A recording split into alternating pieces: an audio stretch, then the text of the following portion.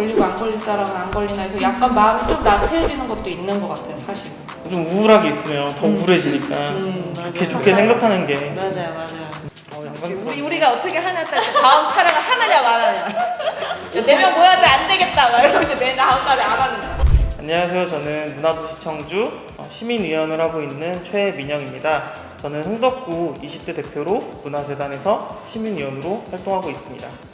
네, 안녕하세요. 청주시 문화산업재단에서 워킹그룹으로 활동하고 있는 기영욱 대표 안보아입니다. 반갑습니다. 네, 안녕하세요. 저는 법정 문화도시 청주 문화시민위원 최재구라고 하고요. 청원구에서 입금위로 활동을 하고 있습니다. 그리고 작년부터 이제 올해 말까지 임기 기간인데요. 워킹그룹 모니터링 이슈 제안, 이슈의 심의 등등을 하고 있습니다.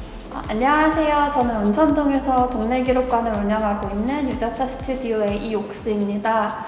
저희 동네 기록관은 동네 분들과 동네의 기록들 그리고 앞으로의 동네의 기록들을 함께 만들어가는 네트워킹을 운영하고 있습니다.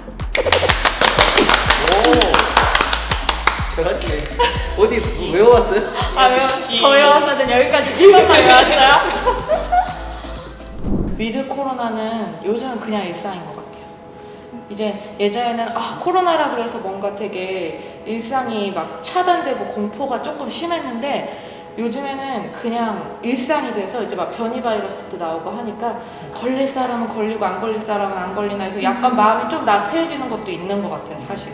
저도 처음에는 굉장히 당황스럽고 이게 무슨 일이지? 인류의 큰 재앙이 온 것 같은 그런 느낌이었었는데 이게 너무 이제 생활화되고 좀 일상적인 그런 게 돼버리니까 마스크 쓰는 경우도 처음에는 되게 숨쉬기도 힘들고 되게 답답했었는데 지금 안 쓰면 뭔가 먼지가 막 미세먼지가 들어가는 것 같은 느낌도 있고 안 쓰는 것보다 쓰는 게 더 좋은 것 같은 생각이 들기도 하고요.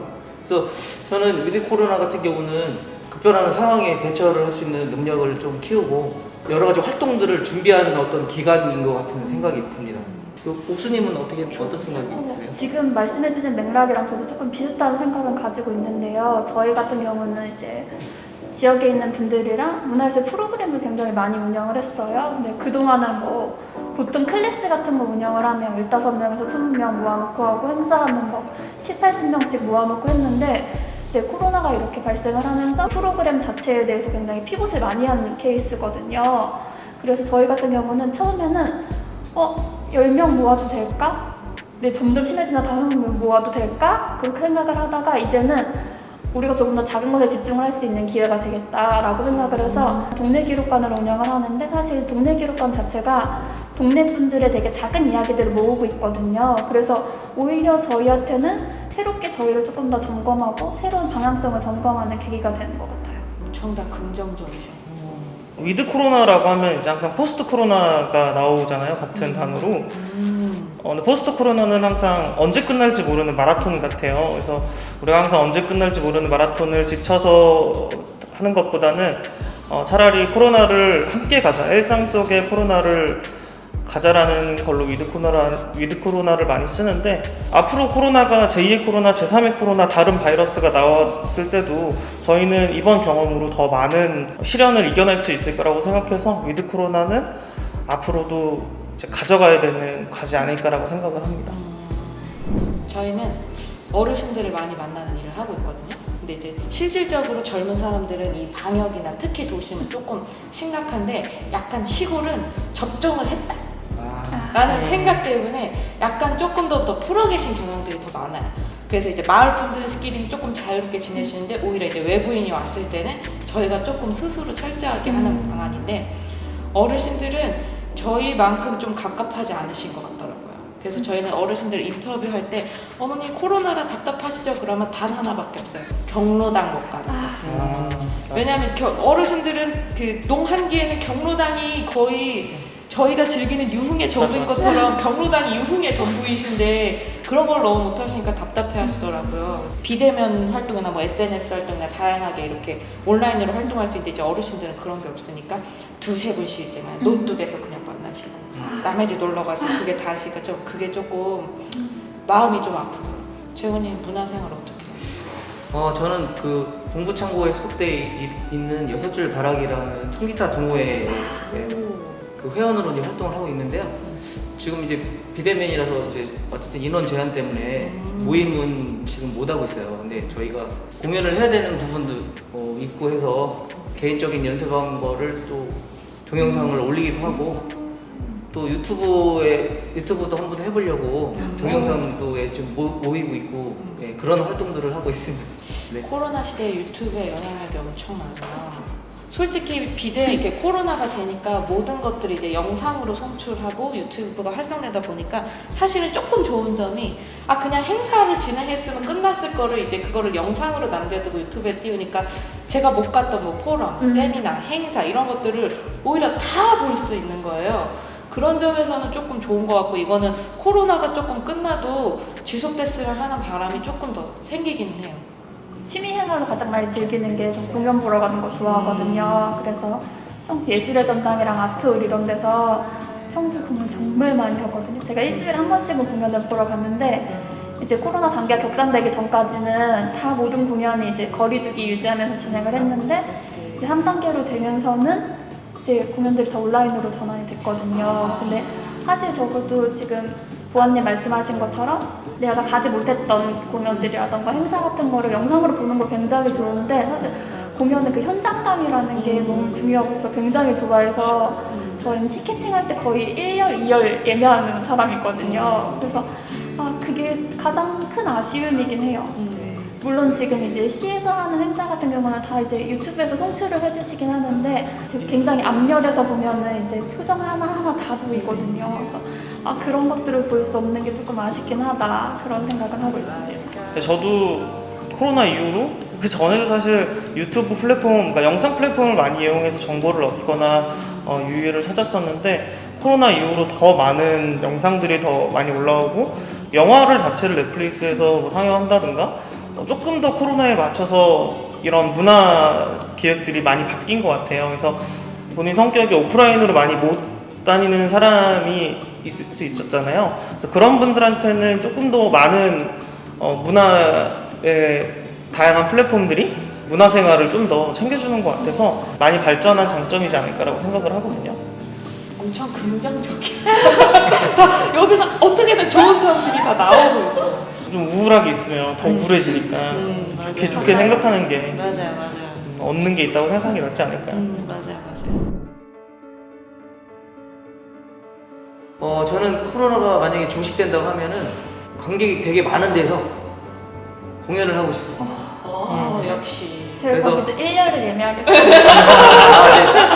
저 같은 그 취미 활동을 하는 음악 생활을 취미 활동을 하는 사람들은 그 관객이 있는 데서 이렇게 공연하는 거를 되게 또 좋아하거든요. 그래서 뭐 비대면도 좋긴 하지만 코로나가 종식되면 굉장히 많은 관객이 있는 데서 공연을 해보고 싶습니다. 네. 말씀해 주셨던 것처럼 옛날에는 사람이 북적거리는 걸 많이 싫어했는데 코로나로 이제 거리두기를 하고 많이 못 모이니까 그 사람들만에 모여서 스트레스를 푸는 것들이 있잖아요. 사실 이렇게 대면으로 얘기를 하고 내 일상적인 얘기를 하는 거가 스트레스가 풀리는데 이런 것들이 많이 제한되다 보니까 이 모였던 스트레스를 좀 풀 수 있을 만한 집단 모임 같은 거, 뭐 동호회 같은 거, 소호 모임 같은 거를 좀 많이 참여해서 그런 거 이렇게 얘기하고 싶은 욕구가 있죠. 사람은 역시 사람끼리 만나야 뭔가 에너지가 얻는 게 있나 봐요. 저희도 이제 워킹그룹의 마지막 그 미션이나 과제 같은 것 중에 하나가 청주에 있는 다양한 청년, 문화, 기획 그 단체들, 개인들, 선생님 오시면 돼요. 이런 분들과 다양하게 이제 자기가 하는 활동이나 이런 걸 조금 나누고 우리가 협업할 수 있는 건 무엇일까, 이 틀 안에서 우리가 어떤 과제들을 하면서 조금 더 스스로 이렇게 각자 함께 성장할 수 있을까, 이런 네트워킹 파티를 기획을 하고 있는데 코로나가 또 점점 심해지다 보니까 약간 불투명해지긴 했거든요. 그래가지고 코로나가 조금 이제 접종도 잘 이루어지고 조금 빨리 조금 사그라들면 저는 그런 활동들, 앞서 이렇게 사람을 만나고 저도 그런 사람을 만나는 활동을 빨리 하고 싶어요.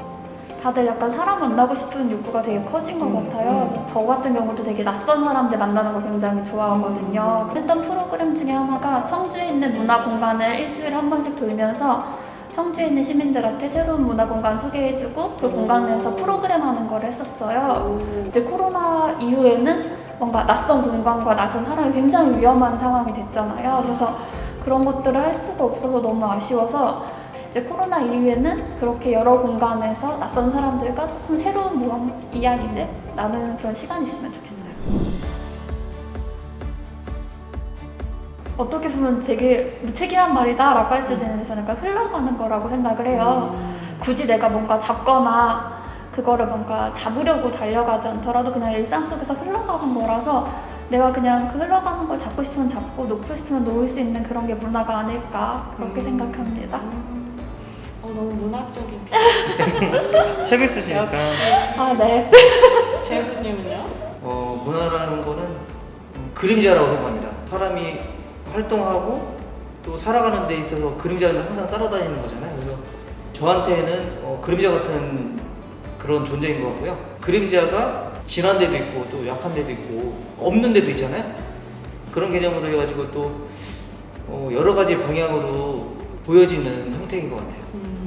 저는 그 문화라는 키워드를 조금 생각해 봤을 때 그 문화적이다, 문화적이지 않다, 뭐 흔히 말하는 또 교양 있다, 교양이 없다, 막 이런 말들 되게 많이 하는데 다양한 이런 프로젝트나 활동을 참여하면서 일상이 문화다라는 타이틀이나 이런 키워드를 굉장히 자주 접했었거든요. 그렇게 생각하면 내가 하는 활동이 조금 문화적이진 않고 이렇게 막 교양이 넘치고 품격 있는 활동 같지는 않은데 이렇게 지나고 기록하고 되돌아보면 저한테는 되게 의미 있는 활동이었던 맞아요. 거예요. 그래서 약간 내가 생각하는 그 문화의 틀을 깨버리는 그런 활동들을 좀 많이 했어가지고 확실히 문화는 다양성의 기반이 돼야 되는구나. 그래서 그냥 다양한 것, 나에게 재미있는 것 그런 것들이 그냥 문화라는 생각이 요즘 들은 조금 많이 들더라고요. 저희 문화라는 단어가 되게 익숙한 단어는 아니잖아요. 우리가 어렸을 때부터 문화라는 것들이 일상 속에 있는 단어는 아니었어서 저도 이제 시민위원회를 하면서 사실 문화에 대해서 많이 생각을 하고 문화란 무엇일까, 어떻게 생각을 해야 되는 걸까를 생각했을 때 문화는 항상 내가 문제라고 생각하는 것, 내 일상 속에서 의식하면 그것은 문화라고 생각을 하거든요. 저는 시민위원회를 하고 있고 겨우킹그룹을 하고 있고 동네 기록관을 하고 있듯이 그런 어떤 것들을 하는 게 다 문화고 그 문화를 발전시키기 위한 행동들이지 않을까 저는 생각을 해요. 나에게 문화란 탐험입니다. 나에게 문화란 다양성입니다. 나에게 문화란 삶의 가치입니다. 나에게 문화란 회식이다. 됐나요? 고생하셨습니다. 너무 재밌다. 나중에 한번